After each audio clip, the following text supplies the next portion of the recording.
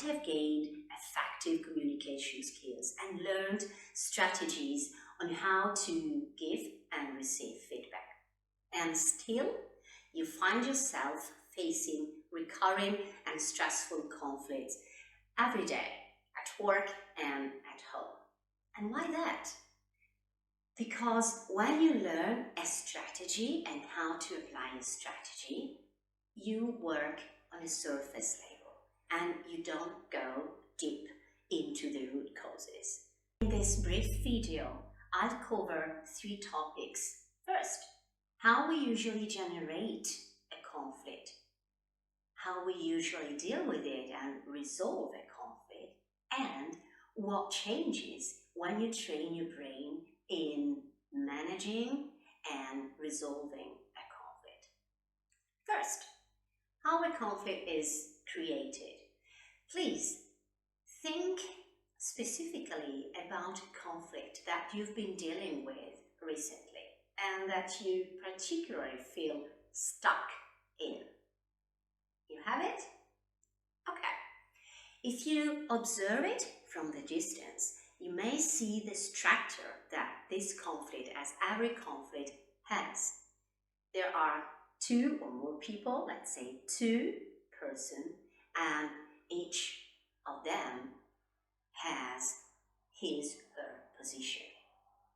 I have my position, I have my need, I have my point of view, my perspective about the problem or the change that we could make or whatever, and you have yours. My position, your position. I keep on fighting to take my position and to have my position win over yours. And of course you do the same. Second, how we usually resolve a conflict. We generally find at best a compromise.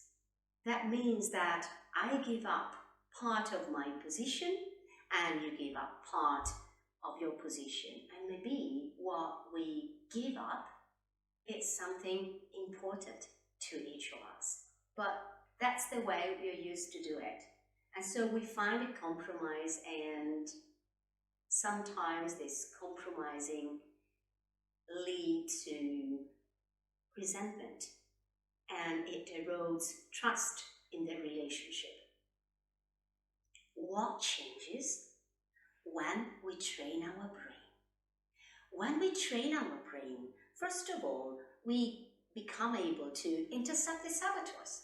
To intercept the repeating and recurring patterns that generates the conflicts.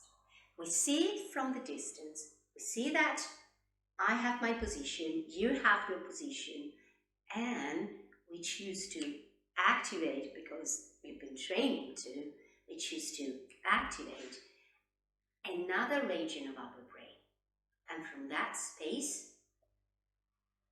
we dive deeply. We explore the underlying and deeper aspirations, needs, intuition that led to the former position. And from there, in a space of trust and sharing and cooperation, we turn the conflict into an exchange. And we co-create another common position that satisfies both without forcing ourselves into a compromise. That's a totally different way of handling conflicts. As a matter of fact, you turn conflicts into opportunities to thrive because you deepen trust towards yourself and others, your colleagues, your teams, your tier ones, and you reinforce mutual accountability.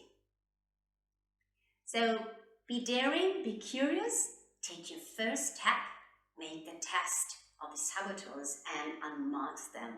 And then keep going, keep the momentum, and move forward to the second step. I'm looking forward to meeting you. Goodbye.